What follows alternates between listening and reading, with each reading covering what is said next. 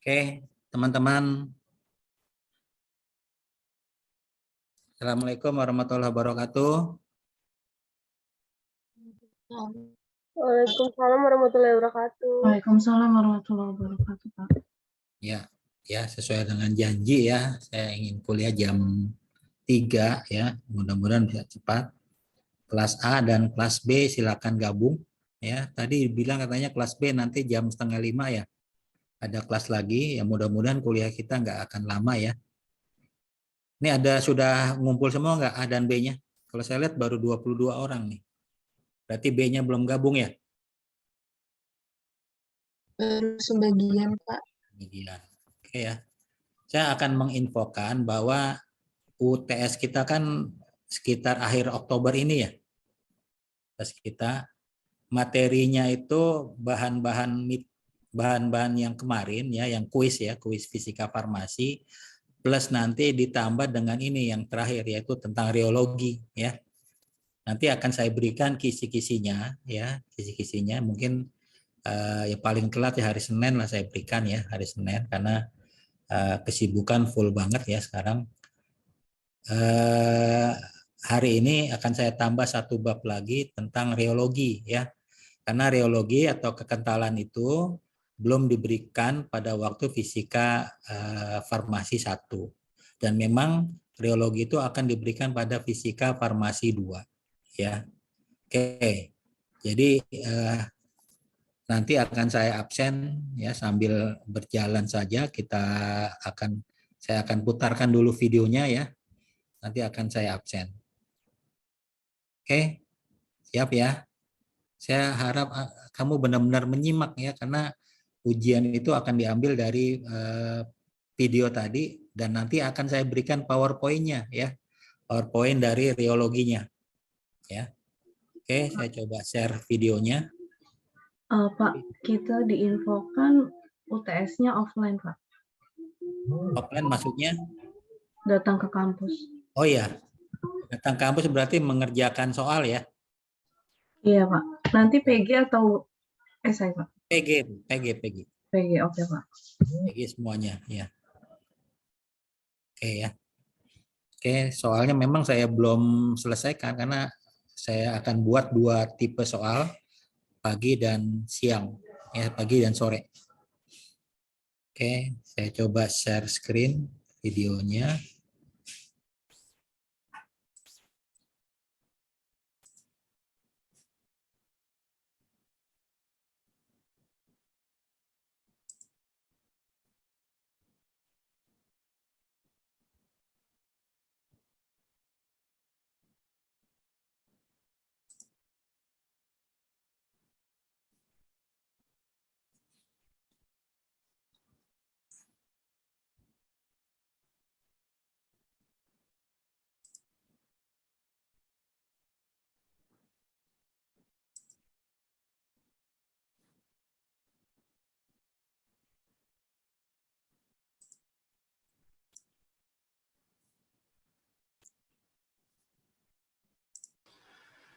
Bismillahirrahmanirrahim. Assalamualaikum warahmatullahi wabarakatuh. Oke, apakah sudah terlihat videonya? Mas Mbak sekalian, teman-teman sekalian. Sudah ya Jadi, suaranya. kali ini kita akan membahas mata kuliah farmasi fisika. Dalam hal ini kita akan membahas tentang temanya yaitu reologi. Oke, sebelum kita masuk, kita lihat tujuan pembelajarannya dulu ya. Ada 5.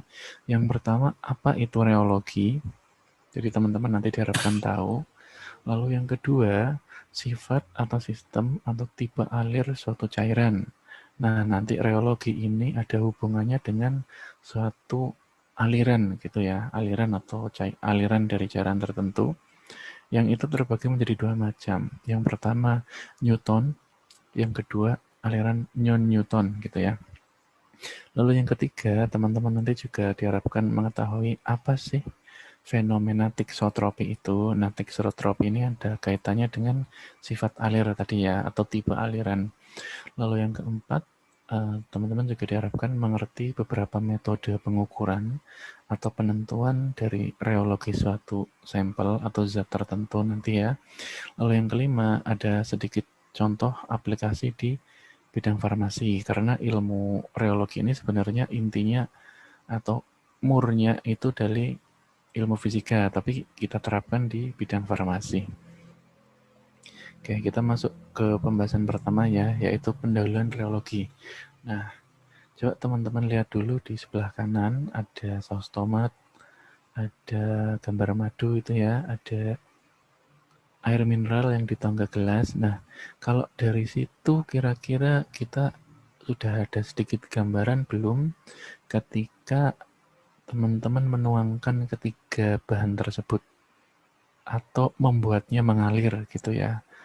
Kita mulai dari yang paling bawah. Ini hampir tiap hari pasti teman-teman menuangkan airan ya untuk air untuk diminum gitu ya. Dan karakteristik dia ngalir kita udah sangat mengenal. Lalu yang sering konsumsi madu juga pasti hafal atau minimal teman-teman pasti tahu madu gitu ya. Bagaimana dia mengalir, bagaimana ketika dia dituang, dan kentalnya beda dengan air gitu ya. Jadi sifat ngalirnya juga beda. Lalu yang ketiga, kalau teman-teman di sini ada saus tomat, saus cabai atau apapun itu pasti teman-teman juga pernah mengalirkan atau mengeluarkan saus ini dari kemasannya gitu ya. Bisa dengan cara dipencet atau digocok dulu. Nah, yang botolan itu ya, botolan gede biasanya teman-teman pasti digocok-gocok dulu sampai itu gocok kencang lalu dikeluarkan gitu ya. Kalau yang suka makan mie ayam atau apa gitu, bakso atau yang beli di minimarket, kita pencet si sausnya gitu kan. Nah, dari ketiga ini bahan ini, zat tersebut itu dia pasti sudah jelas ya teman-teman tahu ini zat yang beda dan punya karakteristik yang beda. Nah, tiap-tiap zat itu punya karakteristik sendiri terkait sifat alirnya gitu ya. Nah, ngalirnya si zat ini kita ingin lebih dalami lagi. Nah, pendalamannya itu atau ilmu yang mempelajari tentang aliran dari zat-zat tersebut tadi, zat-zat yang ada di seluruh dunia gitu ya, itu kita sebut dengan reologi. Nah, reologi ini kalau teman-teman baca itu ya udah ada. Reologi itu adalah salah satu cabang dari ilmu fisika. Ya, parentnya atau asal muasalnya itu dari ilmu fisika.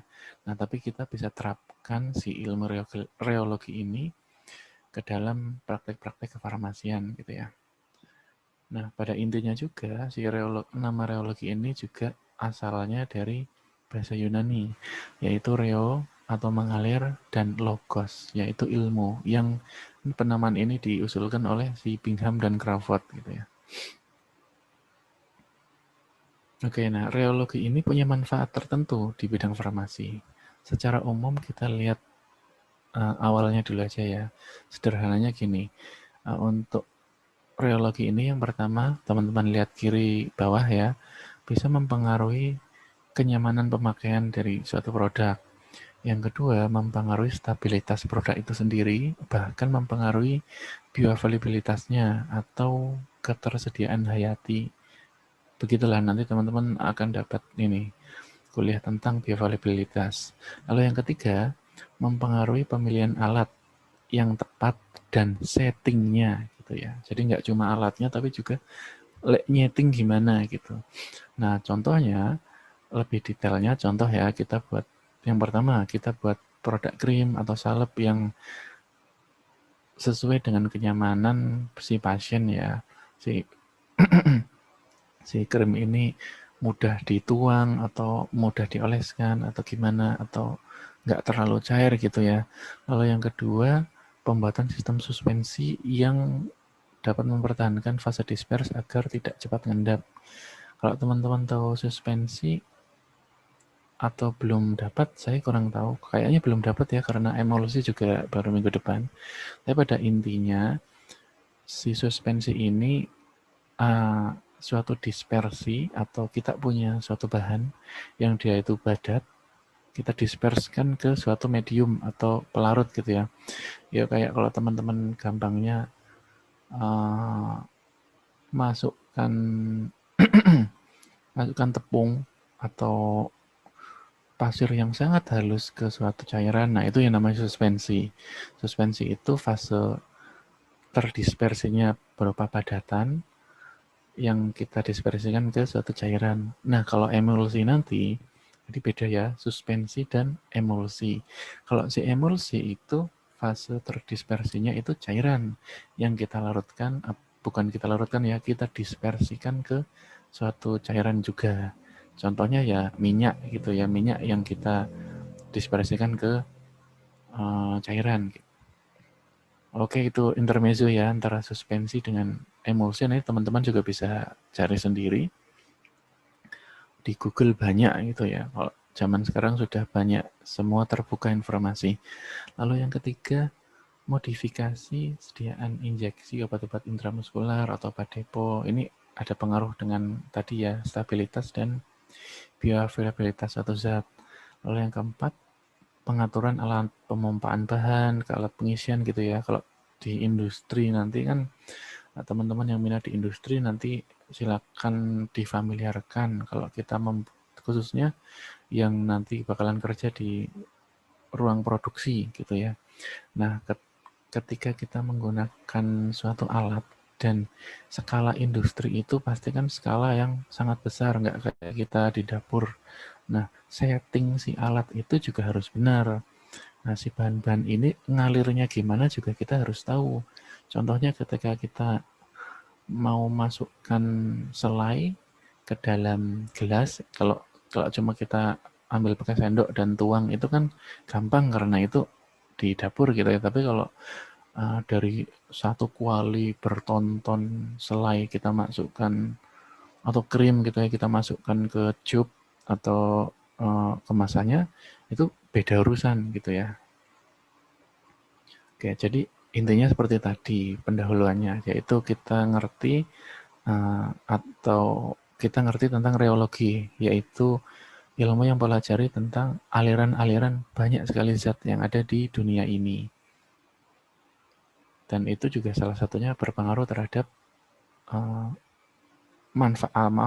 memiliki manfaat dalam dunia kefarmasian gitu ya.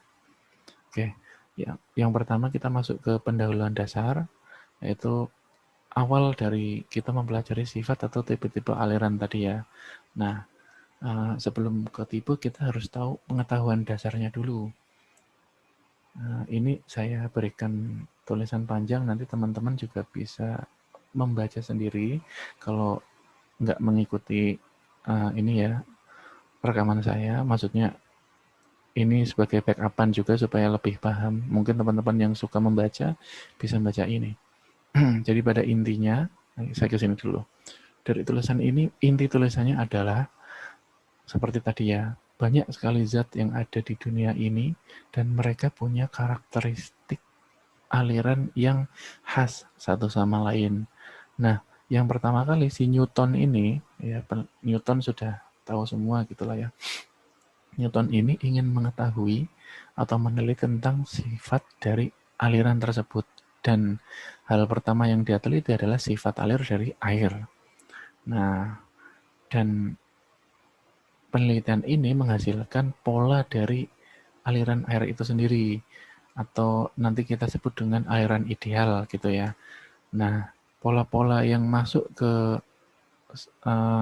hasil-hasil yang penelitian tentang air dan sebagainya itu kita sebut dengan Newtonian karena diawali dengan si Newton ini gitu ya, mempelajari. Nah, dan pola-pola yang enggak sesuai dan memang sebagian besar bahan atau zat di dunia ini sebenarnya tidak masuk ke pola-pola tersebut, itu kita sebut dengan non-Newtonian. Jadi Newtonian dan Newtonian diambil dari nama penemunya gitu ya. Nah, sebelum masuk ke Newtonian dan non-Newtonian itu, kita lihat dulu gimana sih cara nelitinya gitu ya. Awalnya gimana. Nah, jadi aliran atau deformasi zat gitu ya. Jadi kalau suatu bahan itu kita bisa lakukan alirkan gitu ya, atau bahasa saintifiknya kita deformasi dari bahan tersebut. Jadi deformation of a matter agar dia menjadi mengalir gitu ya. Nah, pengandaiannya itu kalau kita misalkan memiliki suatu balok atau kubus atau kalau teman-teman lihat gambar yang kanan itu yang garis titik putus-putus itu ya, awalnya dia adalah suatu balok. Balok suatu cairan yang tersusun atas lapisan-lapisan molekul yang sejajar gitu ya. Nek diibaratkan ya kayak triplek disusun-susun ke bawah gitu ya. Itu yang banyak sekali sampai ke bawah. Nah, kita berikan suatu gaya untuk menggerakkan si lapisan ini. Jadi kita dorong ke kanan gitu ya kalau dari di gambar. Nah, ketika kita dorong, maka terjadi perubahan kecepatan dan jarak tertentu dari lokasi yang kita berikan gaya terhadap jarak lokasi dari antara satu dengan lain ini ya, lapisan tadi. Nah, kalau secara fisika disebutnya dengan dV dan dr. Nah, untuk gaya yang kita berikan itu kita simbolkan dengan F aksen itu, dan satuan luas itu ya, itu kan balok itu tadi ya. Satuan luas itu kita bisa juga simbolkan dengan A gitu ya, area. Sehingga ketika kita melakukan suatu deformasi, itu kita mengikuti kaidah persamaan, yaitu teman-teman lihat di situ udah bisa dilihat ya, F aksen per A sama dengan konstan mu ini konstanta koefisien viskositas dikali dV per dr gitu ya, itu secara fisikanya. Nah, nanti teman-teman yang memperdalam bisa belajar sendiri. Tapi pada intinya ini ya, rumus seperti ini. Jadi F aksen per A sama dengan koefisien viskositas dV per dr. Maka kita bisa sederhanakan lagi. F aksen per A itu adalah suatu shearing stress atau force atau nanti banyak teman-teman di belakang lihat ya, shearing stress atau tekanan geser atau gaya geser gitu ya. Saya juga maaf nulisnya nggak konsisten, tapi pada intinya shearing stress gitu ya. Kalau teman-teman nemui gaya geser atau tekanan geser atau apapun itu maksudnya shearing stress. Simbolnya F. Dan dV per dr atau fungsi kecepatan per jarak gitu ya, adalah suatu rate of shear, yaitu lajunya gitu ya. G, simbolnya itu G. Maka kita bisa sederhanakan persamaan tadi menjadi viskositas adalah F per G atau shearing stress per rate of shear gitu ya. Atau viskositas adalah suatu tekanan atau gaya yang kita berikan per laju tadi. Nah, hasilnya gimana? Untuk si Newton ini meneliti air, ternyata hasilnya dia dapatkan kurva yang linear. Artinya, gampangannya kita kasih shearing stress sekian, ya hasilnya rate of shear-nya juga sama gitu ya. Kita dobelkan 2 kalinya, misalkan di sini 2 kali ini sekali ya. 2 kali shearing stress juga rate of shear-nya, lajunya juga sama. Jadi sama-sama ini ya, kenaikannya stabil atau linear atau konstan. Nah, itu maksud dari cairan ideal atau yang disebut Newton cairan ideal itu, ya ini linear gitu ya. Kalau kita bahas tentang viskositasnya, artinya apa? Viskositas kan rasio antara F dan G ini. Artinya dia sama terus, karena dia linear, nggak ada perubahan gitu ya. Nah, jadi kita bisa bilang si cairan Newtonian ini punya karakteristik bahwa dia viskositasnya selalu tetap. Apapun shearing stress yang kita berikan, berapapun, dinaikkan gitu ya, sejauh apapun, dia viskositasnya selalu tetap. Atau rate of shear-nya tuh selalu mengikuti shearing stress yang diberikan. Oke. Nah, ini udah saya jelaskan tadi ya. Ini yang tadi saya jelaskan. Nah, cairan inilah yang disebut cairan ideal. Dan cairan seperti ini, pola seperti ini yang disebut mengikuti hukum Newton atau gampangannya kita sebut cairan Newtonian atau tipe aliran Newtonian atau Newton gitu ya. Nah, mayoritas tadi sudah saya jelaskan ya, di dunia ini itu enggak seideal itu. Ya pasti yang enggak ideal itu lebih banyak ya. Nah, ini pola Newton seperti ini. Dan mayoritas di dunia itu punya sifat alir yang tidak Newtonian atau biasa kita sebut dengan non-Newtonian. Dan beberapa jenis tipe aliran itu setelah kita lakukan, bukan kita ya, maksudnya peneliti sebelumnya melakukan penelitian tentang aliran dari berbagai macam zat, maka mereka menemukan 3 kelompok dari sifat alir yang merupakan aliran non-Newtonian gitu ya. Kalau teman-teman lihat di ini kanan atas gitu ya, merupakan suatu aliran plastis. Lalu yang kanan bawah ini merupakan suatu aliran dilatan. Lalu yang kiri bawah merupakan suatu aliran pseudoplastik. Jadi beda ya kurva yang dibandingkan dengan ini beda. Kalau ini juga beda. Ini juga beda. Oke, jadi untuk pembagiannya sifat tipe alir, nanti teman-teman bisa bagi menjadi 2, Newtonian dan non-Newtonian.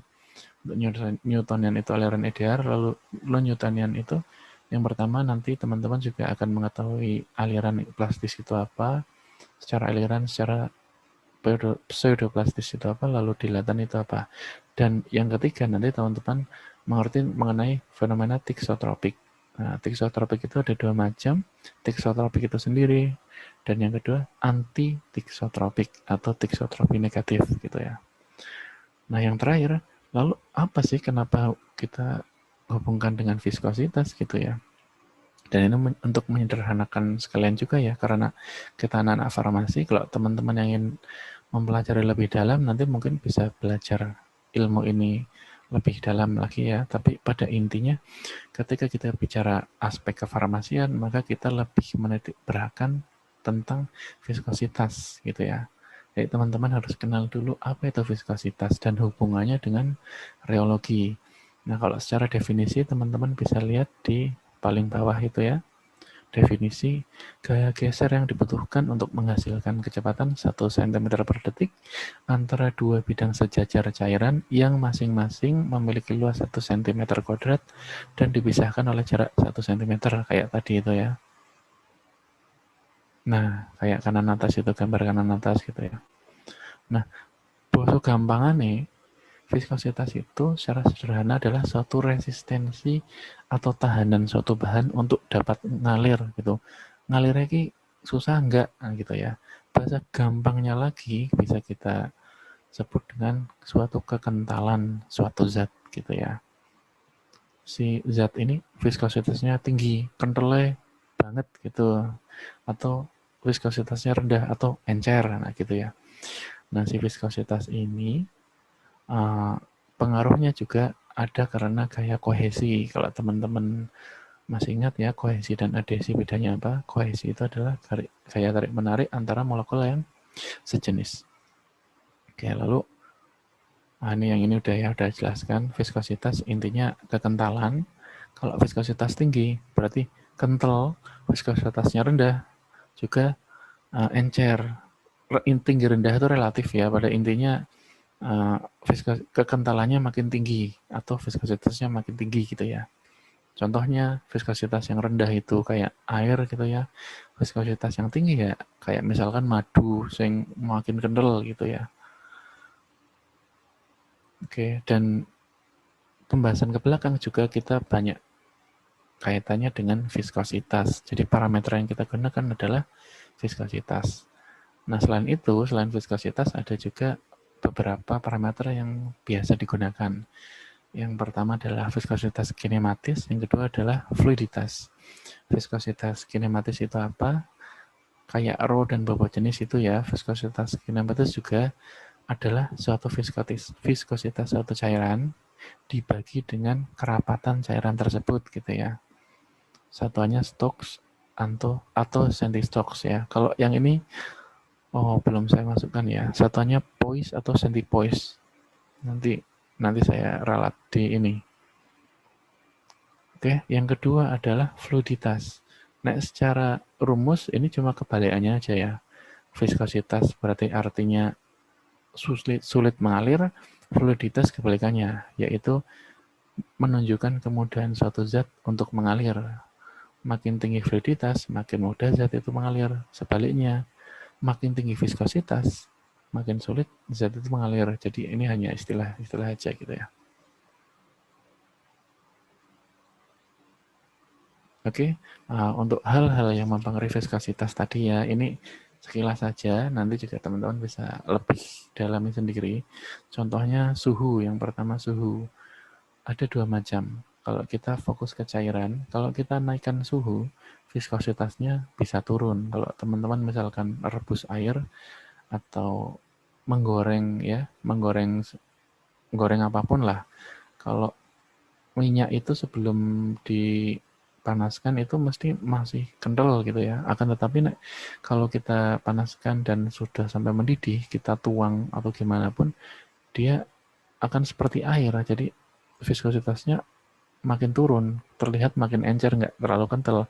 Nah, selesai goreng, ketika kita diamkan lagi dan suhunya turun, dia akan mengental lagi gitu ya. Nah, itu pengaruh suhu. Yang kedua, oh ya, kalau untuk gas, suhu naik, viskositasnya juga justru naik gitu ya, jadi beda. Lalu untuk yang kedua, pengaruh tekanan, umumnya tidak terpengaruh oleh tekanan ya, kecuali kalau kita lakukan peningkatan tekanan secara ekstrim, maka viskositasnya bisa naik. Yang ketiga, karena BM atau berat molekul ya, jadi BM-nya tinggi, viskositasnya juga tinggi gitu ya. Lalu yang keempat, yang kiri bawah, adanya bahan tambahan gitu ya.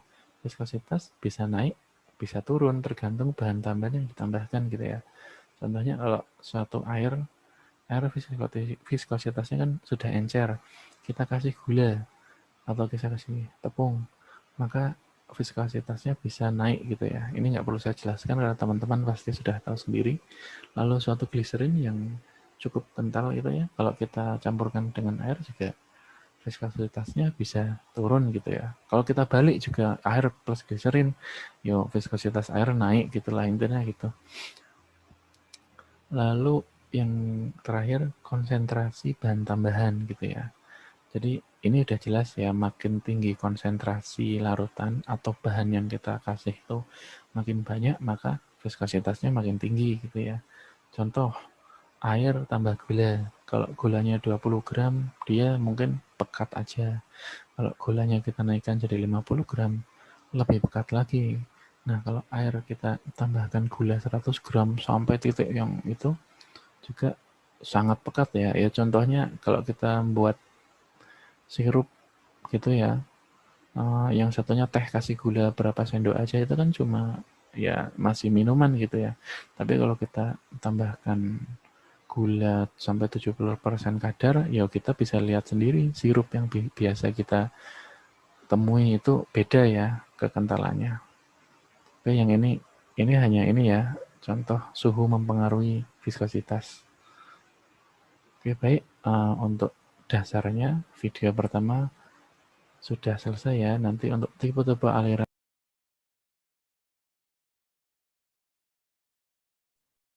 Oke, baik. Kita masuk ke tipe-tipe aliran. Ya, tipe aliran ada aliran Newton, ada aliran non-Newton. Ya, aliran-aliran Newton itu adalah aliran yang ideal. Ya, aliran yang ideal menurut garis lurus. Ya, dengan gradien positif. Tapi aliran yang non-Newton itu adalah aliran yang tidak ideal. Tapi banyak zat farmasi itu mengikuti aliran non-Newton. Ya, nah apa itu aliran Newton dan non-Newton? Kita lihat berikut ya. Saya share lagi screen.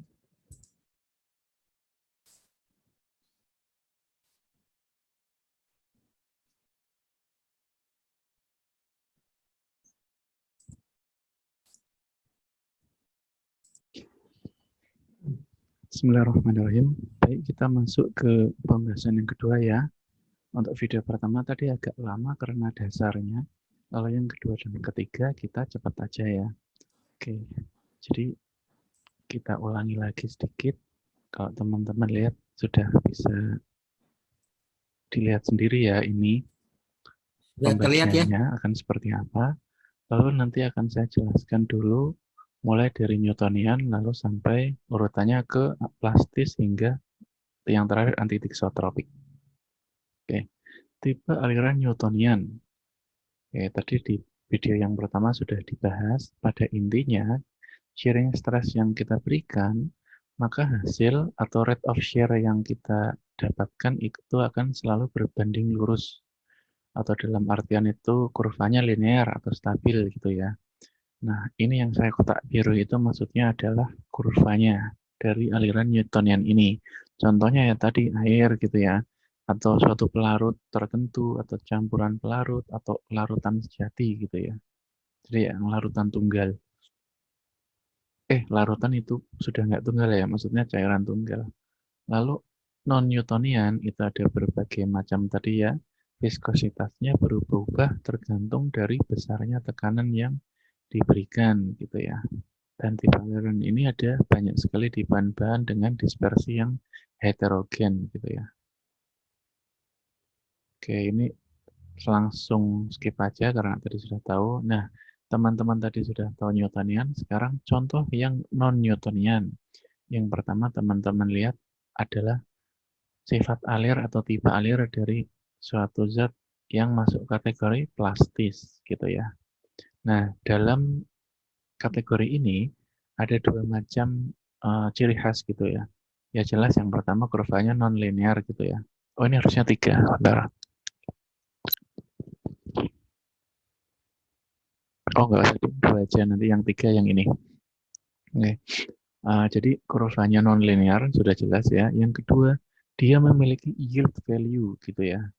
Dan yang ketiga, dalam tanda kutip ya, pada hakikatnya ketika di atas yield value ini, set gitu ya, ada posisi tertentu yang dia kemudian menyerupai tegangan geser yang serupa dengan sistem Newtonian tadi gitu ya. Jadi ada 3 cirinya gitu ya. Contohnya adalah suspensi dengan partikel-partikel yang terflokulasi atau flocculated. Nah, pertama yield value itu apa sih gitu ya? Kalau teman-teman nggak tahu, yield value itu adalah suatu shearing stress minimal atau gaya minimal yang kita perlukan untuk menggerakkan atau menimbulkan rate of shear itu.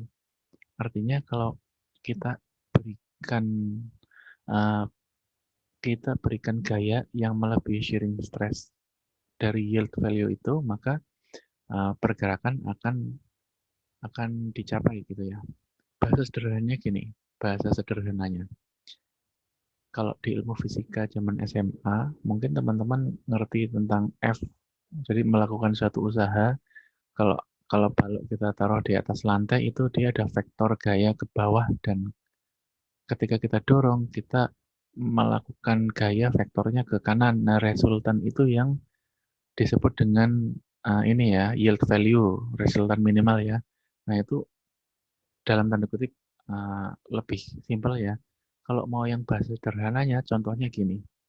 Kalau teman-teman taruh suatu batu bata, misal yang pertama batu bata, yang kedua kursi, yang ketiga lemari. Oke ya, untuk menggerakkan, taruh di atas lantai. Untuk menggerakkan batu bata tadi, kita cukup sentuh. Kalau kita cuma sentuh-sentuh kecil, dia nggak akan gerak gitu ya. Tetapi kita pelan-pelan ada titik tertentu atau tenaga tertentu di mana kita dapat menggerakkan si batu bata ini gitu ya. Lalu yang kedua, kursi juga sama ya. Ada titik tertentu atau ukuran tenaga tertentu, gaya tertentu kita bisa menggerakkan kursi. Nah, begitu juga dengan lemari. Nah, ketiga bahan tadi punya yield value yang beda-beda. Artinya apa? Untuk mencapai yield value itu kita butuh tenaga yang beda juga gitu ya. Yield value 3 bahan tadi. Untuk si batu bata mungkin yield value-nya cuma misalkan ya 100. Kalau yang kursi tadi yield value-nya mungkin 1000 karena lebih berat lagi gitu ya. Dan untuk lemari mungkin tidak semua orang bisa gitu ya. Mungkin yield value-nya sampai 100.000 gitu ya. Nah, itu maksudnya yield value. Jadi shearing stress minimal yang kita perlukan untuk supaya si bahan tersebut dapat mengalir atau gerak Oke, contohnya yang sifat aliran plastis ini, contoh adalah pasta gigi gitu ya. Nah, saya tidak tahu teman-teman sudah pernah dapat flokulasi atau belum, tapi saya jaga-jaga aja ya. Jadi contoh ini kan adalah suspensi dari partikel-partikel yang terflokulasi. Nah, flokulasi itu apa? Gitu ya. Jadi kalau teman-teman tahu dispersi dari suatu zat gitu ya, dispersi di farmasi itu, kalau kemarin kita bahas kan berdasarkan ukuran. Yang kedua, berdasarkan dia itu sendiri atau berkelompok gitu ya. Contohnya yang kiri ini kalau teman-teman lihat itu sendiri-sendiri. Kalau yang ini berkelompok gitu ya. Ibaratkan kalau ini mahasiswa individu, kalau ini masing-masing kelompok praktikum gitu ya. Sederhananya gitu. Nah, yang deflokulasi atau kita bahas flokulasi dulu ya. Floculated membentuk flok atau kelompok atau bergabung itu yang ini. Jadi dia bergabung. Jadi tidak terdiri dari satu partikel tunggal. Itu namanya flocculated atau flokulasi. Nah, deflokulasi artinya kebalikannya. Deflocculated artinya tidak ada yang bergabung. Jadi semua di sini adalah idealnya dalam tanda kutip ya, semua di sini adalah tunggal. Itu perbedaan antara flocculated dan deflocculated. Sederhananya pengandiannya kayak tadi ya, ini mahasiswa individu, ini yang kelompok praktikum lah. Itu contohnya. Oke. Nah, sama ya ketika kita punya suatu bahan, yang ini yang kanan ya, kita lihat aja. Si suspensi atau bahan yang mengalami flokulasi itu dia menempati volume yang lebih besar dibandingkan yang diflokulasi. Contohnya gini, kalau dua ini punya konsentrasi yang sama, kita kocok sampai nyebar kemana-mana, lalu kita diamkan. Kita tunggu 1 hari gitu ya, besoknya kita amati, maka yang terdeflokulasi itu akan seperti ini, gitu ya. Jadi dia mampat benar-benar nggak ada, sangat minimal ruang antar partikelnya gitu ya. Nah, untuk yang flokulasi seperti ini, jadi masih banyak ruangan antar partikel gitu ya, karena ini ya kalau teman-teman nuang pasir sama nuang Lego gitu ya, atau apapun yang bentuknya nggak beraturan itu kan pasti menempati volume yang beda. Kalau teman-teman pernah main Tetris gitu ya juga, yang ini yang benar-benar mampat gitu ya. Kalau yang ini yang nggak beraturan gitu, jadi berantakan, masih banyak ruangannya. Itu sederhananya flokulasi dan deflokulasi gitu ya. Nah, si aliran plastis ini dia contohnya adalah suspensi dengan partikel-partikel yang mengalami flokulasi gitu ya. Yang pertama kita cepat aja. Nah, untuk mengukur si ini, nah ini yield value tadi udah ada penjelasannya ya. Ada persamaan yang kita punya yaitu U sama dengan F per min F kecil per G, intinya ya viskositas plastis ini sama dengan shearing stress kurangi yield value dibagi, ini salah lagi.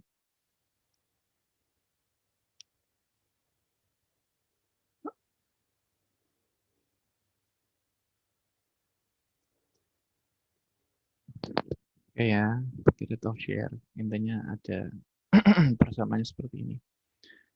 Tapi pada intinya saya ingin teman-teman lebih mengetahui perbedaannya aja gitu ya. Plastis, yang kedua pseudoplastis. Jadi mirip gitu ya. Pseudo gitu kan semu. Oke, biasa disebut dengan shear thinning system. Artinya di sini itu dia thinning itu mencair gitu ya, menjadi lebih cair. Artinya apa? Kalau teman-teman punya bahan dengan sifat seperti ini, maka ketika kita berikan gaya yang makin besar, maka dia mengalami penurunan viskositas gitu ya. Oke, maaf. Contohnya kurvanya seperti ini. Ini saya bandingkan ya. Kalau yang biru-biru ini artinya normal Newton, normalnya kalau cairan Newton ya. Kalau yang ini yang pseudoplastis gitu ya. Simbol pseudoplastic flow. Ini seperti ini. Nah, penjelasannya seperti tadi ya, peningkatan shearing stress dapat menyebabkan viskositas turun. Kenapa gitu ya? Karena pada dasarnya kebanyakan pseudoplastis ini berada dalam bentuk yang seperti ini, yang globulir, yang membuat dia agak padat gitu ya. Dan ketika kita lakukan pengadukan atau apapun itu, atau sharing stress tadi, maka si bentuk tadi akan terpecah, terurai gitu, sehingga viskositasnya menjadi turun gitu ya. Contohnya, polimer, gom, keragakan gitu ya, molekul dengan rantai panjang, metilselulasa, lalu CMC ya, karboksimetilselulasa gitu, nanti teman-teman banyak ketahui. Ini banyak sekali dipakai di industri farmasi.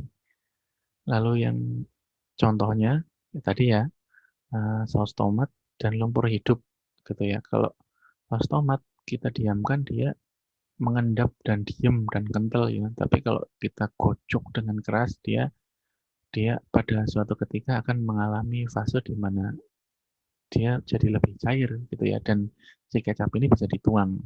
Sama kayak lumpur hidup ya, semakin kita banyak gerak di lumpur hidup tuh malah makin ecer, makin mudah tenggelam gitu ya. Intinya seperti itu. Gitu contohnya. Yang ketiga, ya tadi kan 1 udah, 2 udah, ini 3 dari 4 ya, yaitu dilatan. Dilatan itu apa sih? Dilatan itu kebalikannya, yaitu shear thickening system, artinya dia mengental gitu ya. Jadi kebalikannya ketika kita kasih gaya yang makin banyak atau makin besar, justru viskositasnya makin naik gitu ya. Beda dengan pseudoplastis tadi.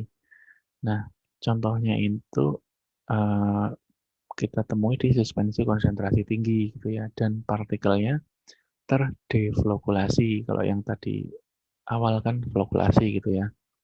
Oke. Ini contoh kurvanya seperti ini Newtonian. Dan ini kurva yang dilatan.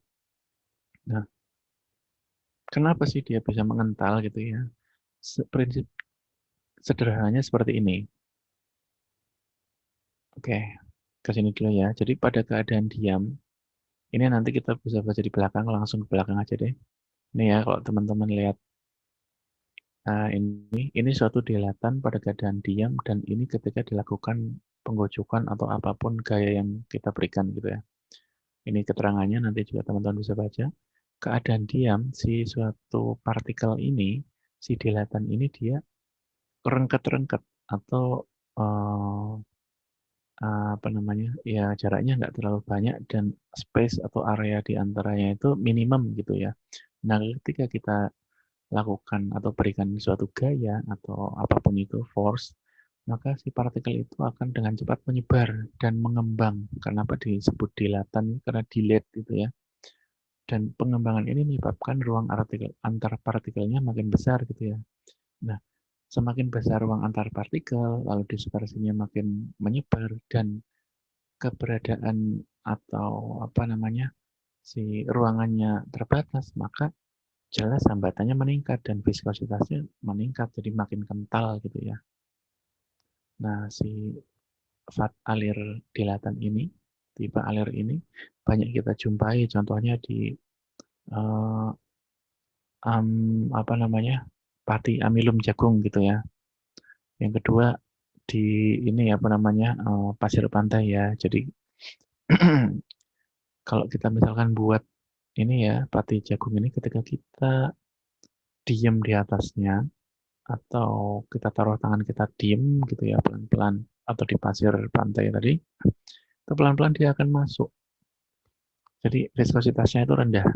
Tetapi ketika kita kasih pressure yang besar, yang kita pukul dan kita injak, kita lari di atasnya, maka area tersebut itu akan memiliki viskositas yang ini ya, kental, sangat kental gitu ya. Jadi kayak kita lari-lari di atas di atas pasir pantai atau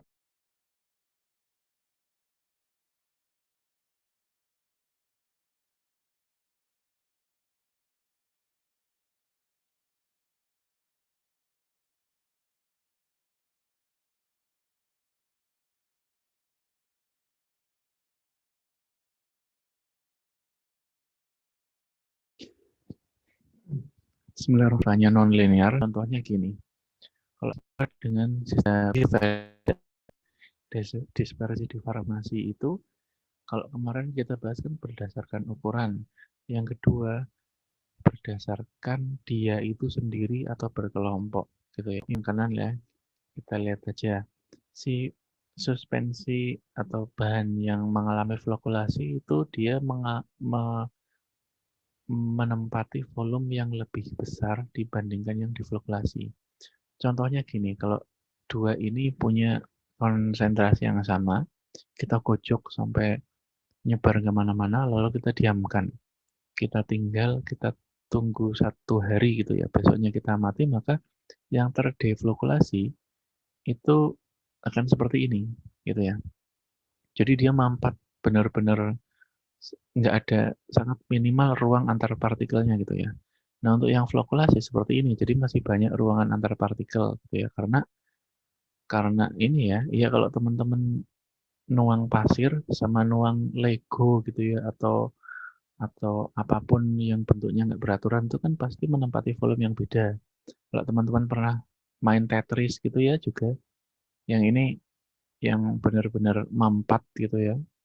Kalau yang ini yang nggak beraturan gitu, jadi berantakan, masih banyak ruangannya. Itu sederhananya flokulasi dan deflokulasi gitu ya. Nah, si aliran plastis ini dia contohnya adalah suspensi dengan partikel-partikel yang mengalami flokulasi gitu ya. Yang pertama kita cepat aja. Nah, untuk mengukur si ini, nah ini yield value tadi udah ada penjelasannya ya. Ada persamaan yang kita punya yaitu U sama dengan F per min F kecil per G, intinya ya viskositas plastis ini sama dengan shearing stress kurangi yield value dibagi, ini salah lagi.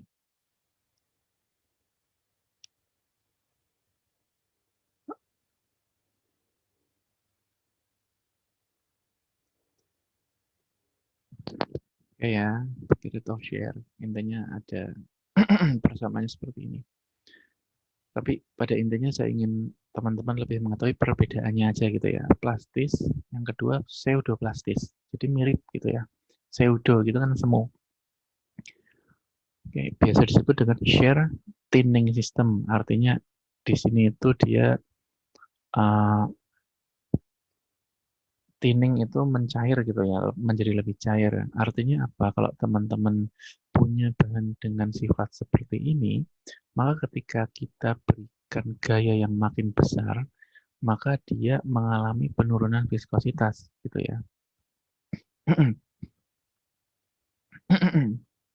Oke, maaf.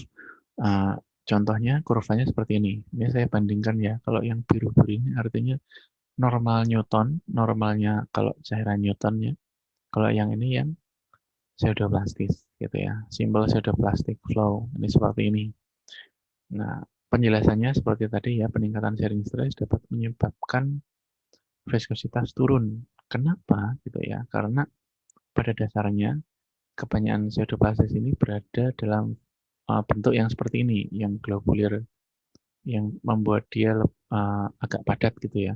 Dan ketika kita lakukan pengadukan atau apapun itu, atau sharing stress tadi, maka si bentuk tadi akan terpecah, terurai gitu, sehingga viskositasnya menjadi turun gitu ya. Contohnya polimer, gom, keragakan gitu ya, molekul dengan rantai panjang, metil selulosa, lalu CMC ya, karboksimetil selulosa gitu, nanti teman-teman banyak ketahui. Ini banyak sekali dipakai di industri farmasi. Lalu yang contohnya ya tadi ya, saus tomat dan lumpur hidup gitu ya. Kalau saus tomat kita diamkan dia mengendap dan diem dan kental ya. Tapi kalau kita kocok dengan keras dia pada suatu ketika akan mengalami fase di mana dia jadi lebih cair gitu ya, dan si kecap ini bisa dituang. Sama kayak lumpur hidup ya, semakin kita banyak gerak di lumpur hidup tuh malah makin ecer, makin mudah tenggelam gitu ya. Intinya seperti itu. Gitu contohnya. Yang ketiga, ya tadi kan 1 udah, 2 udah, ini 3 dari 4 ya, yaitu dilatan. Dilatan itu apa sih? Dilatan itu kebalikannya, yaitu shear thickening system, artinya dia mengental gitu ya. Jadi kebalikannya ketika kita kasih gaya yang makin banyak atau makin besar, justru viskositasnya makin naik gitu ya. Beda dengan pseudoplastis tadi. Nah, contohnya itu kita temui di suspensi konsentrasi tinggi gitu ya, dan partikelnya terdeflokulasi. Kalau yang tadi awal kan flokulasi gitu ya. Oke. Ini contoh kurvanya seperti ini Newtonian, dan ini kurva yang dilatan. Nah, kenapa sih dia bisa mengental gitu ya? Prinsip sederhananya seperti ini.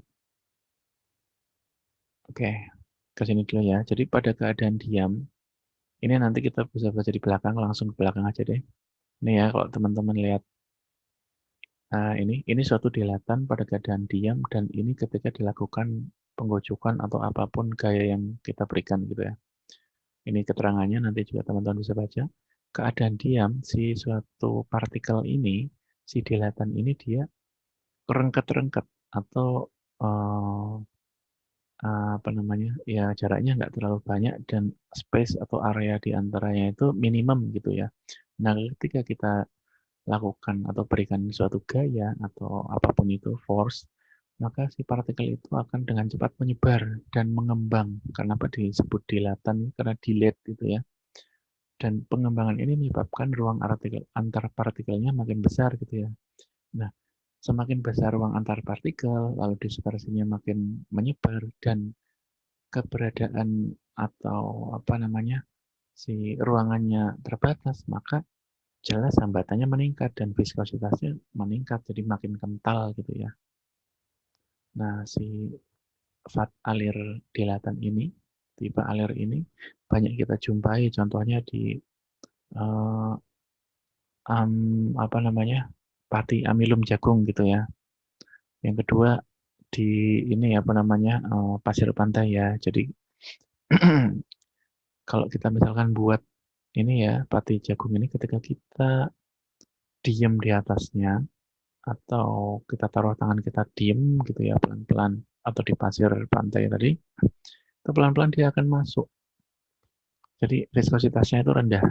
Tetapi ketika kita kasih pressure yang besar, yang kita pukul dan kita injak, kita lari di atasnya, maka area tersebut itu akan memiliki viskositas yang ini ya, kental, sangat kental gitu ya. Jadi kayak kita lari-lari di atas di atas pasir pantai atau di atas apa namanya, campuran air dan pati jagung itu kalau lari itu justru kayak kita lari di atas benda padat. Tetapi kalau kita jalan itu malah kita bisa tenggelam gitu ya. Kalau di YouTube nanti teman-teman bisa banyak ketahui.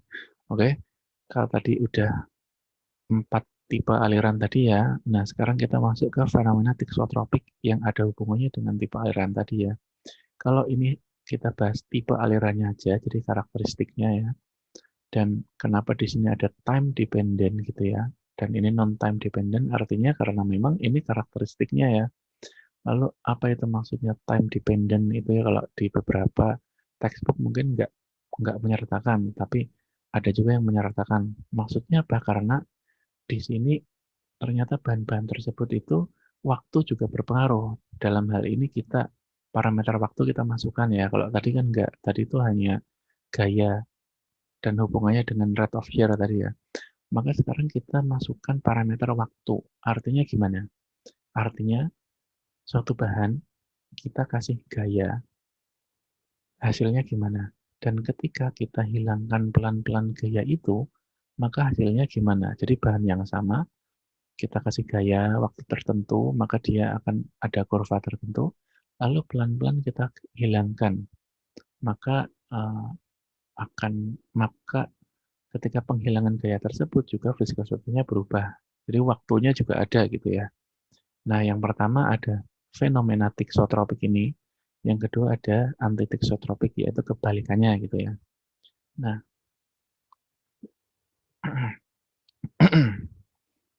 jadi tipe aliran tiksotropik ini, kalau di sini sudah time dependent ya, keadaan diam, dia menyerupai gel, jadi agak kental. Lalu ketika kita berikan tekanan atau gaya atau shearing stress tadi, viskositasnya turun, menjadi lebih cair. Ketika kita hilangkan gaya tersebut, maka dia kembali ke kekentalannya gitu ya. Akan tetapi,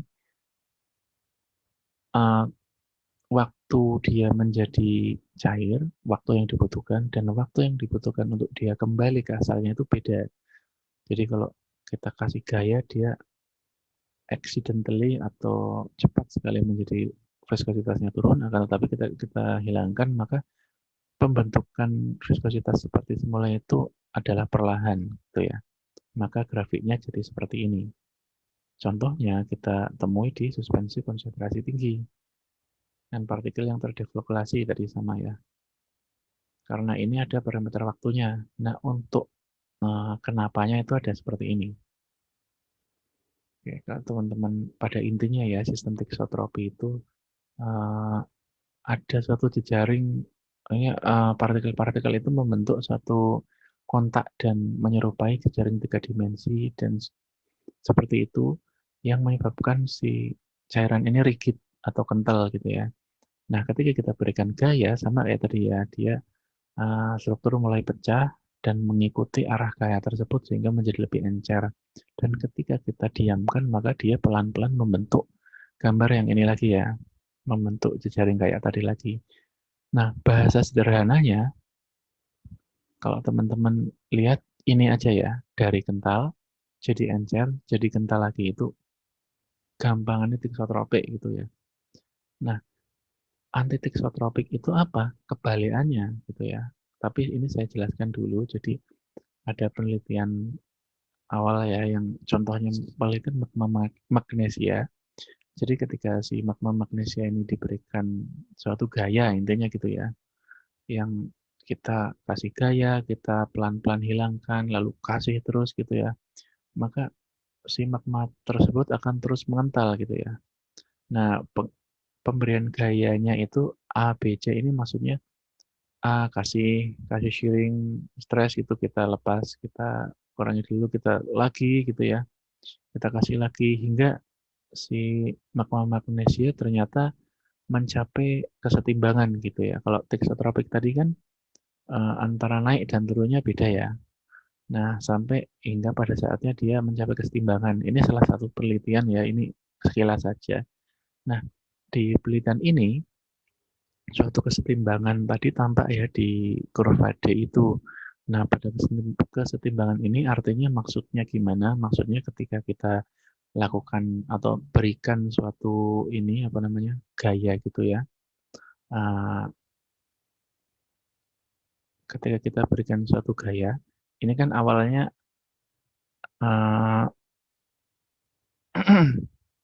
bentar.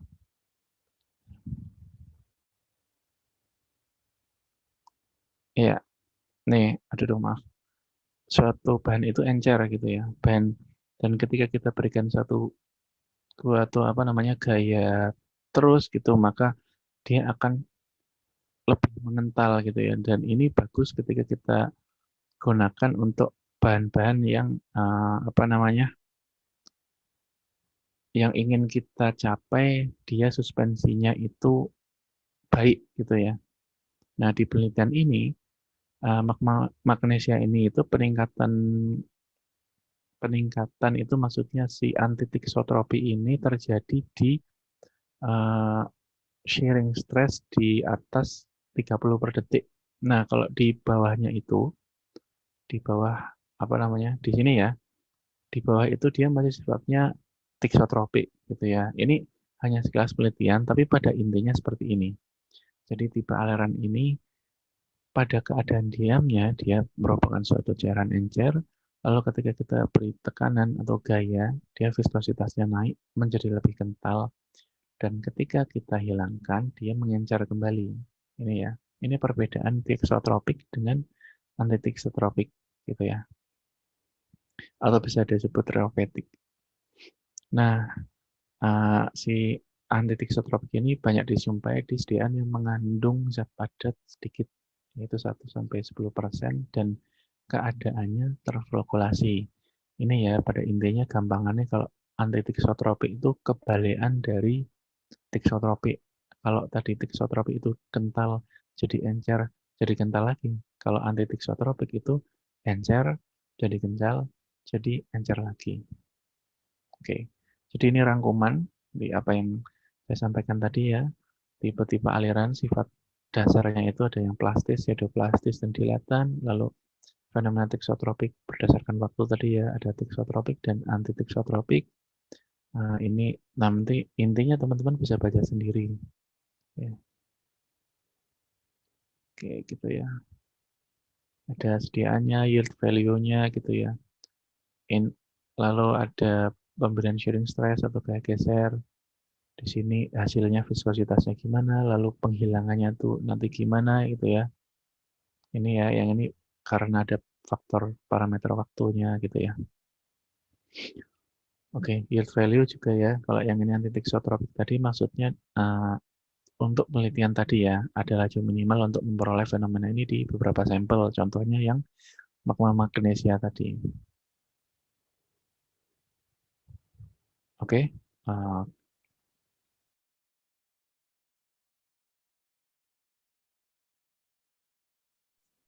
Ya, oke. Kita satu video lagi ya, satu bab lagi tentang metode penentuan reologi ya. Metode penentuan reologi. Nanti habis itu akan saya absen ya. Oke, kita lihat videonya.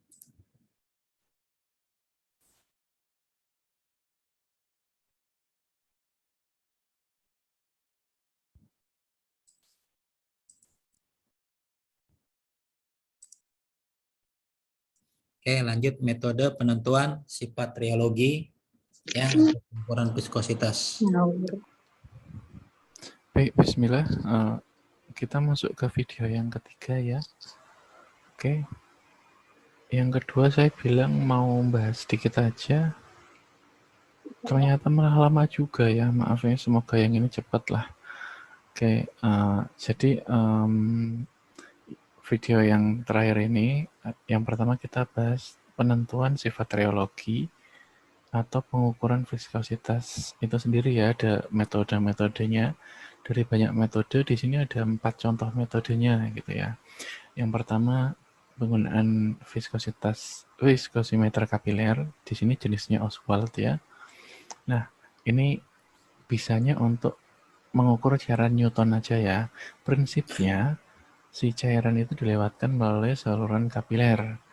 Nah, gaya gravitasi mempengaruhi gerak cairan dan waktu tempuhnya si cairan itu ngalir ya. Ini seperti ini. Nah, alirannya itu dari start sampai finish itu sebanding dengan viskositas yang dimiliki. Jadi kita punya suatu zat, suatu bahan yang viskositasnya diketahui, dan satu lagi yang viskositasnya belum diketahui. Contohnya yang udah tuh air lah atau apa nanti ya. Nah, yang sudah diketahui kita ukur kecepatannya atau waktu tempuhnya, dan yang belum diketahui kita juga ukur. Nah, perbandingan keduanya dengan rumus yang ada di situ ya. Viskositas 1/2 sama dengan kerapatan 1 kali waktu tempuh dibagi kerapatan 2 waktu tempuh bahan yang kedua. Itu metode yang pertama, yaitu mengukur viskositas dengan cara seberapa cepat dia ngalir dari start sampai finish lah, intinya gitu ya. Lalu yang kedua, viskosimeter bola jatuh. Nah, ini contohnya instrumen ini namanya viskosimeter Hopler gitu ya. Ini pakai suatu bola yang dijatuhkan dalam cairan gitu ya. Nah, prinsip gimana? Prinsipnya itu bola dengan massa tertentu kita jatuhkan melalui tabung yang berisi zat cair tertentu. Kecepatan bola jatuh berbeda jika viskositasnya juga berbeda. Kayak contohnya ya, kita masukkan koin ke dalam air, segelas air ya, segelas berisi air, dan kita masukkan koin dalam segelas berisi madu, itu pasti jelas jatuhnya tuh waktunya beda ya gitu. Nah, sama di sini. Nah, caranya itu yang pertama bolanya kita taruh, kita masukkan cairannya ya, terus bola kita taruh di posisi hingga dia ke dasar gitu ya. Karena dia nanti akan jatuh. Nah, setelah dia sudah sampai dasar, maka kita putar secara seketika sehingga si bola itu, nah ini ya, ini kan nanti jatuh intinya gitu ya. Si bola itu nanti akan posisinya di atas, di paling atas lagi, dan dia akan mengalami jatuh lagi gitu ya. Nah, jatuhnya itu waktunya dihitung, dan perhitungannya itu kita masukkan ke rumus perhitungan viskositas gitu ya, yaitu viskositas sama dengan waktu tadi ya, Lupa waktu lagi. tempuhnya dalam kurung dikali bobot jenis bola pada suhu T dan dikurangi Surat sini. bobot jenis cairan itu pada suhu Tadi di tertentu bekas juga ya, dikali matematika. tetapan dari bola itu sendiri. Ya, Oke, tadi yang ini sudah viskosimeter kapiler ya, ini maksudnya ada menggunakan suatu kapiler, yang ini menggunakan suatu bola yang dijatuhkan ya. Dan ini untuk aliran Newton juga. Dua metode awal untuk Newton. Lalu dua metode yang selanjutnya itu bisa untuk Newton dan non-Newton. Yang pertama viskosimeter cup and ya, bob. ingat. Cup itu maksudnya wadahnya, bob itu maksudnya rotor atau penggeraknya gitu ya. Nah, prinsipnya itu kalau dari gambar ini gampangannya gini. Teman-teman punya gelas, gelas itu cupnya, lalu kita ngaduk-ngaduk dengan sendok. Nah, si sendok itu namanya bobnya, jadi rotornya gitu ya. Nah, metode ini kita jumpai itu ada dua macam, yaitu tipe Cote dan tipe Shirley. Nah, kalau di tipe Cote itu bobnya yang diam dan cupnya yang berputar. Jadi si yang bergerak itu justru gelasnya gitu ya. Nah, untuk yang tipe 2, yang diem itu gelasnya, yang gerak itu rotornya atau sendoknya tadi ya. Jadi ada dua tipe gitu ya. Nah, perputaran antara entah itu gelas tadi ya, atau entah itu sendok atau bobnya itu ya, itu menyebabkan suatu gesekan antara dinding terluar tadi ya, dinding yang saling bersinggungan dengan sampel. Ketika kita masukkan suatu sampel dan kita gerakkan, maka si sampel itu juga ikut berputar dan menghasilkan gesekan antara sisi-sisi antara bob dan sampel, juga si cup dan sampel tadi ya, atau bahasa istilahnya terjadi gesekan antara sisi luar dari bob tadi dan sisi dinding dalam dari cup tadi terhadap si sampel tadi ya. Nah, perputaran ini menghasilkan suatu torsi. Torsi itu yang kita ukur karena tiap viskositas nanti, sampel yang viskositasnya beda, torsinya juga beda. Oke, ini jadi kayak gini ya. Nah, seperti ini. Nah, viskosimeter cup and bob contohnya ada Stormer, ada juga Brookfield. Kalau Stormer itu pakainya suatu beban, gini ya, beban yang nanti akan kita taruh, suatu beban gitu ya, yang beban itu nanti akan memutar si rotor tadi atau bob tadi ya. Nah, kalau di yang lebih modern ini juga ada yang namanya viskosimeter Brookfield, yaitu si rotor ini sudah ada rotornya sendiri dan dia bisa disetting kecepatannya. Gitu. Kalau nanti teman-teman menjumpai, kalau praktikum biasanya nggak tahu nanti yang mana ya, Stormer atau yang Brookfield atau ada yang lain. Nah, pada intinya gimana? Intinya itu seperti ini ya, kita punya sampel, ini dulu, kita punya sampel, kita masukkan ke cup yang di sini. Ini ya cup and bob-nya di sini. Oke, aduh. Nah, lalu si cup ini dikondisikan dalam suhu tertentu. Jadi pengukuran viskositas tadi sudah jelas harus isotermis ya, jadi pada suhu yang tetap. Nah, kalau suhunya nggak tetap, jelas viskositasnya berubah, beda-beda ya. Nah, setelah itu kita taruh beban di sini yang akan menghasilkan satu putaran dari rotor tadi. Nah, ketika sampel itu berpengaruh terhadap putarannya gitu ya. Lalu kita hitung waktu yang dibutuhkan agar rotor berputar 100 kali. ukur juga dengan beban lain yang beda, itu waktunya jelas beda gitu ya. Lalu kita buat suatu plot RPM, jadi nanti hasilnya kan rotation per minute gitu ya. Karena di sini adalah suatu putaran ini ya, yang di bejana ini, dia adalah suatu putaran dan di sini adalah suatu beban. Jadi nanti kurva yang kita dapat adalah kurva beban versus RPM. Nah, untuk mendapatkan reogram itu kan bentuknya F per G atau gaya per laju, maka bisa kita konversikan. Cara konversinya gimana? Kita lakukan dengan konstanta yang sesuai, gitu ya. Konstantanya gimana nanti ada di belakang.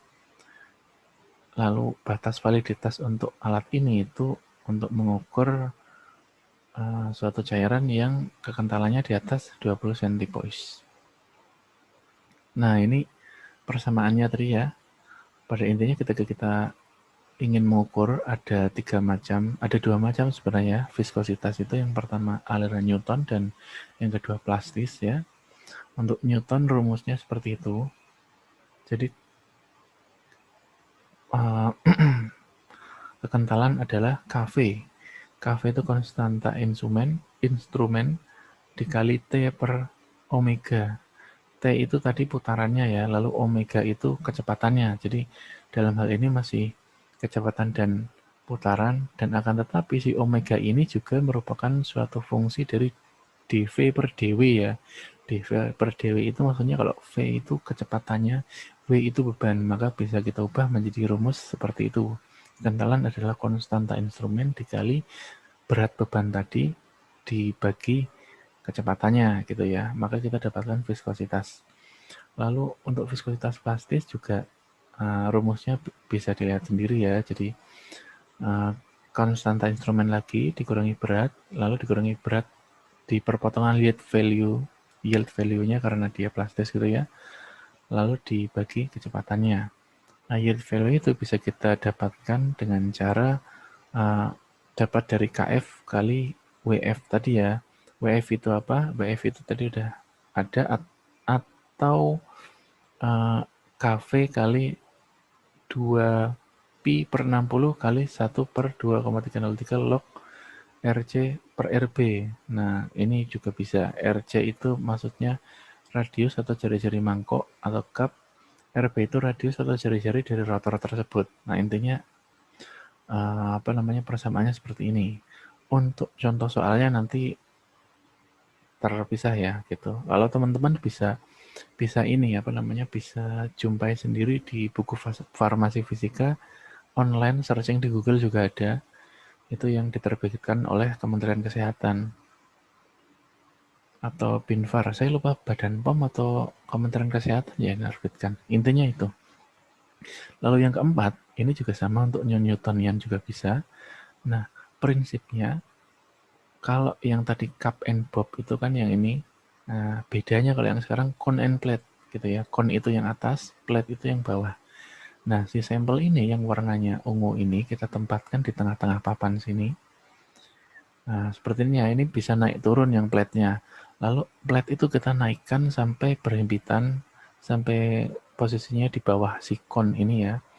Cone itu kita gerakkan oleh motor. Jadi sama ya rotor tadi. Cone itu muter dengan kecepatan tertentu dan sampel akan mengalami geseran dalam ruangan sempit. Jadi intinya sama, cuma ininya aja yang beda mekanismenya sama, tetapi ininya aja yang beda, posisi ini gitu ya. Intinya dia muter dengan kecepatan tertentu. Nah, di sini ada pengaruh sampel, maka torsinya juga muncul tertentu. Nah, beda viskositas juga menghasilkan torsi yang berbeda. Ini ya. Jadi sama seperti sebelumnya, data yang dihasilkan juga pasti RPM versus torque gitu ya. Jadi ketika kita memberikan torsi kecepatan tertentu dari suatu rotor tadi dan sampel yang berbeda, maka dia akan menghasilkan RPM yang beda dan juga hasil torsi yang terbaca juga beda. Nah, perlu konstanta untuk konversi ke laju versus gaya, sama kayak tadi ya. Oke, ini seperti ini tadi ya. Jadi yang muter di bawah, yang atas itu rotornya yang menggerakkan untuk muter. Nah, persamaan viskosimeter cup and bob itu mirip kayak tadi ya, karena di sini kita butuh konstanta juga. Untuk viskositas aliran Newton itu viskositas sama dengan konstanta kali pembacaan torsi dibagi kecepatannya. Untuk viskositas plastisnya itu juga sama konstanta dikali pembacaan torsi dikurangi torsi pada sumbu shearing stress itu dibagi kecepatan. Lalu pada yield value itu sama CF kali TF ya. CF itu konstanta instrumen juga. Oke, untuk lebih jelasnya ini nanti pokoknya teman-teman bisa bisa baca sendiri di buku Farmasi Fisika terbitan Kemenkes. Silakan searching, ada di Google dan bisa di-download. Ini juga saya sebagian ngambil contohnya dari sana ya. Kalau kemarin teman-teman jumpai saya crop suatu soal itu ya memang dari sana gitu ya, selain dari Martin, karena di situ lebih mudah dipahami. Nah, untuk memahami perhitungannya ini, si viskosimeter cup and bob hasilnya seperti ini dan ngitungnya gimana, nanti teman-teman silakan kerjakan soal sendiri di buku tersebut. Oke, selanjutnya contoh aplikasi reologi. Nah, singkat saja terakhir ya. Ada 4 yang ingin saya sampaikan dari banyak sekali gitu ya. Contohnya untuk aliran dilatan gitu ya. Oh maaf, pendahuluannya dulu. Jadi intinya banyak sekali produk-produk obat, khususnya yang semi solid gitu ya, atau yang cairan itu punya sifat aliran yang khusus atau karakteristik tertentu. Nah, yang pertama kita bisa manfaatkan aliran ini untuk membuat produk yang sesuai dengan tujuan kita. Yang kedua juga kita punya atau mengenal karakteristik ini supaya kita bisa membuatnya dengan hati-hati atau lebih baik gitu. Hati-hatinya gimana? Nanti hubungannya dengan alat yang kita pakai gitu ya. Yang pertama aliran dilatan, dari banyak ya, contohnya yang inilah dilatan aja. Contohnya ada bedak kalamin dan beberapa sediaan salep dan pasta gitu ya. Dalam botol si bedak kalamin ini itu konsistensinya encer, jadi dia diem. Nah, kalau diperhatikan di etiketnya, maka dia akan menyarankan gojoklah dahulu sebelum digunakan. Nah, si penggojokan ini sebenarnya menyebabkan partikel-partikel tadi menyebar. Jadi formula yang pertama, formulanya menjadi lebih homogen karena dia menyebar. Yang kedua, dia lebih kental. Jadi si bedak kalamin ini menjadi lebih mudah digunakan ketimbang kita gunakan secara cairan gitu ya. Ya kayak kita pakai air kita oleskan ke kulit, itu kan nggak susah ya, susah homogennya. Kalau kita aplikasikan ke kulit itu suatu yang kental itu pasti lebih enak. Nah, ini suatu sifat dilatan. Oke, sediaan salep dan pasta juga beberapa seperti itu. Jadi agar ketika kita keluarkan dari sediaannya, dia menjadi lebih kental sehingga gampang untuk dioles. Ini hubungannya dengan kenyamanan tadi ya. Lalu fenomena tiksotropik ada 2. Yang pertama di sini contohnya ada 2. Yang pertama beberapa produk emulsi, krim, salep, suspensi dan sebagainya gitu ya. Nah, ini mirip-mirip tadi ya. Jadi pada intinya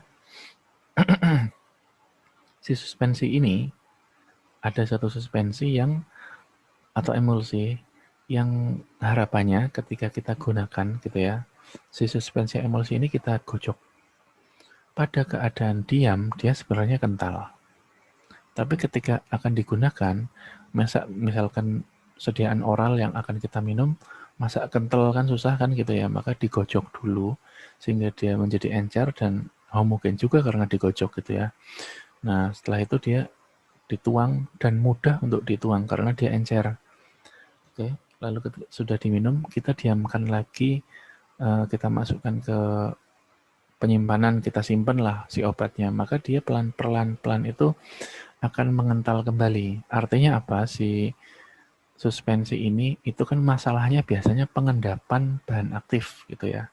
Karena kayak tadi flokulasi deflokulasi ya, ketika kita diamkan berapa lama, pasti dia ada kecenderungan untuk mengendap. Nah, sifat tiksotropik ini bagus untuk produk-produk yang seperti tadi itu ya. Jadi ketika kita gunakan dia encer dan mudah digunakan, ketika kita simpan lagi maka dia mengental dan sedimentasinya atau pengendapannya itu bisa dijaga seminimal mungkin.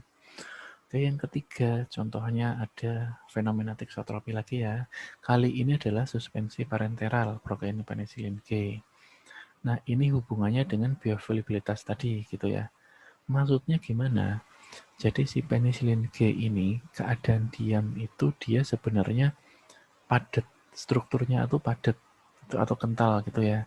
Nah, si penicillin G ini untuk keperluan injeksi, artinya kita injeksikan ke dalam intramuskuler atau nanti entah kemana, tapi biasanya intramuskuler kita masukkan kayak susuk KB gitu ya, mirip kayak gitu. Dan harapannya si penicillin G ini beraksinya lama, long term, jadi nggak suntik langsung habis efeknya nggak, tapi bisa berefek pelan-pelan gitu ya.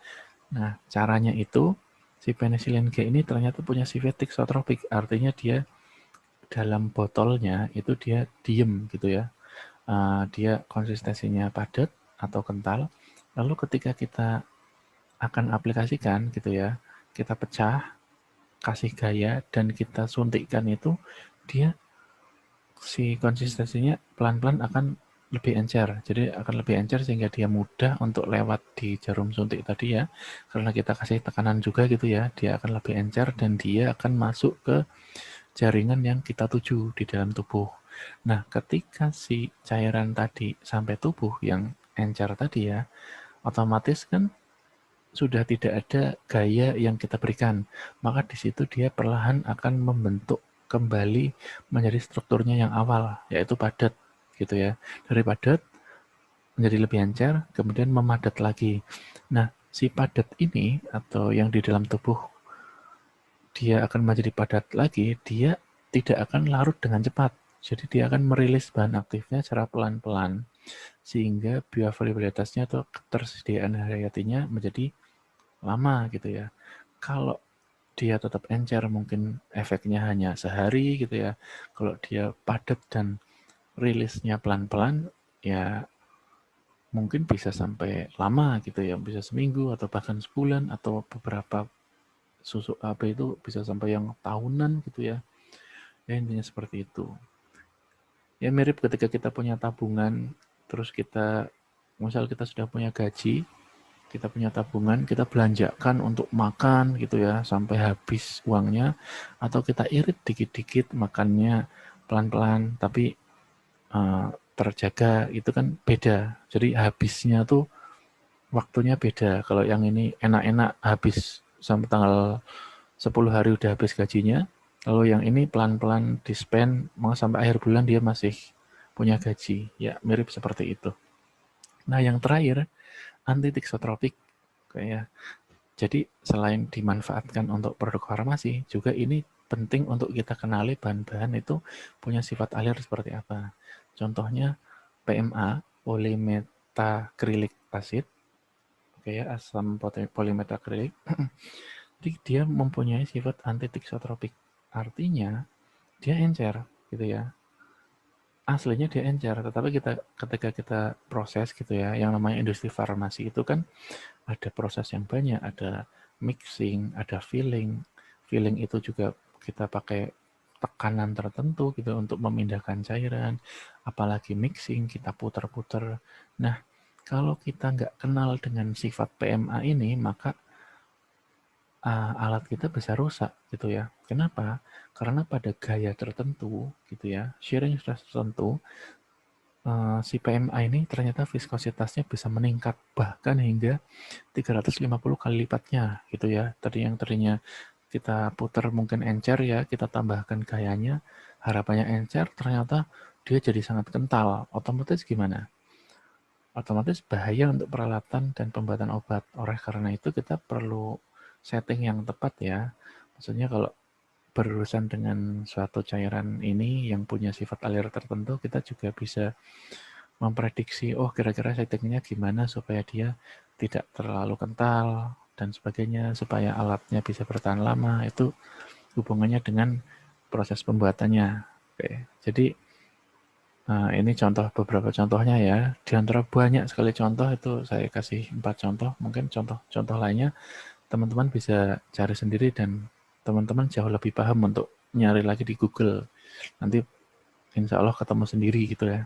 Banyak sekali contoh-contohnya. Oke, jadi kuliah farmasi fisika tentang reologi cukup sekian. Pada intinya reologi tentang sifat alir, dan sifat alir itu ada bermacam-macam tadi ya. Ada plastis, pseudoplastis, dilatan itu ya, dan Newtonian tadi ya.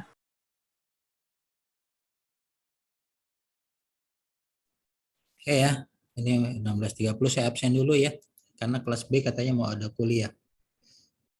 Saya absen dulu.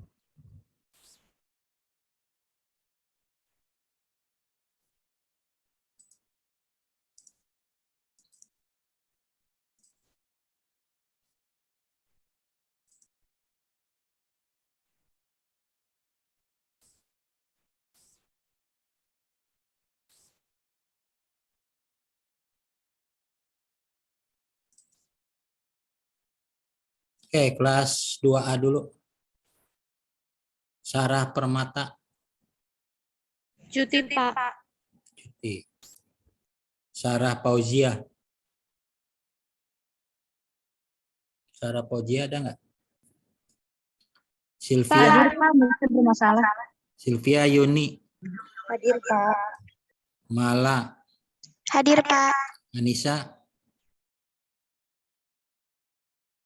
Anissa ada? Anissa Gita. lagi di kantor, Pak. Gita. Hadir. Yusnia. Hadir, Pak. Siti Nurmaya. Hadir, Bapak. Loida. Hadir, Pak. Lorita. Hadir, Pak. Putri. Hadir, Pak. Farizan. Azahra. Hadir, Pak. Arta. Hadir, Pak. Azahira. Azahira ada? Salsabila. Hadir, Pak. Ananda. Hadir, Bapak. Siti Fatimah. Hadir, Pak. Abdul Hafiz. Hadir. Anita. Anita Hayatun Nufus. Lagi ada pasien, Pak. Iya, Pak. Deborah. Hadir, Pak.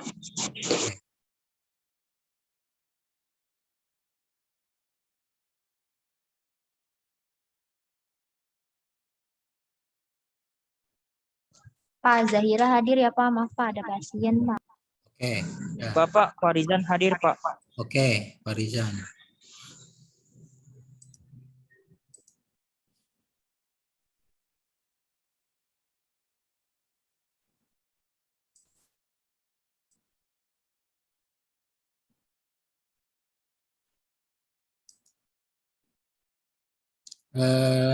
B, 2B. Diah Ayu. Hadir, Pak.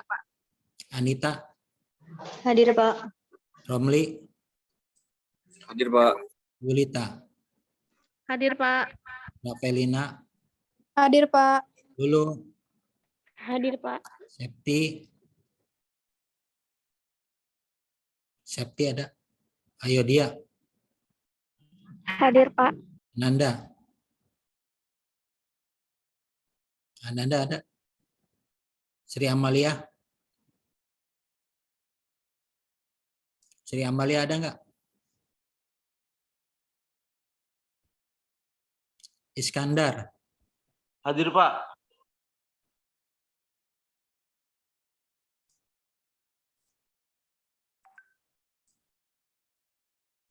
Nia Febriana. Hadir, Pak. Mutiara. Nia Mulyani. Hadir, Pak. Septia Wafa. Hadir, Pak. Indah Octavia. Hadir, Pak. Hadir, Pak. Siti Azkia. Hadir, Pak. Hilmi. Hadir, Pak. Selinia. Ya, hadir, Pak. Silvi. Hadir, Bapak. Sri Amalia tadi ada nggak? Bapak Sri Amalia hadir, Pak. Bapak hadir. Ayo dia. Ayo dia ada? Ada Pak, ayo dia. Ada, Pak. Ada. Septi ada? Ada, Pak, lagi di jalan.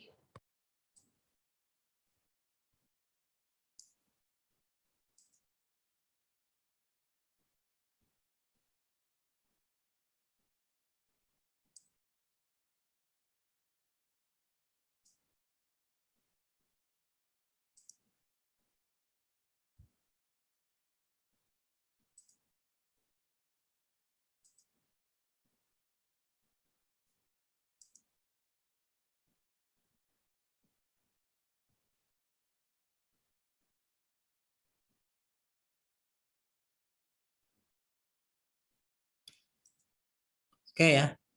Saya beritahu materinya itu adalah untuk UTS 1 tegangan permukaan.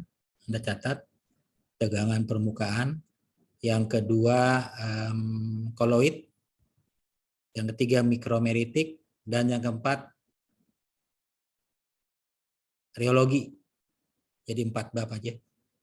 Nanti saya akan kasih kisi-kisi yang minggu depan ya. Kisi-kisi soalnya Anda pelajari dari sana. Hampir sebagian besar mudah-mudahan bisa Anda pelajari ya untuk bekal mid test nanti.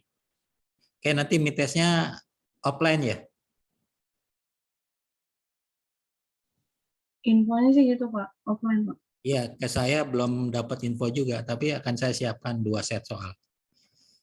Oke, sekian dulu ya teman-teman. Ya, karena udah sore juga kelompok B akan kuliah lagi katanya. Kita akhiri. Assalamualaikum warahmatullahi wabarakatuh. Waalaikumsalam.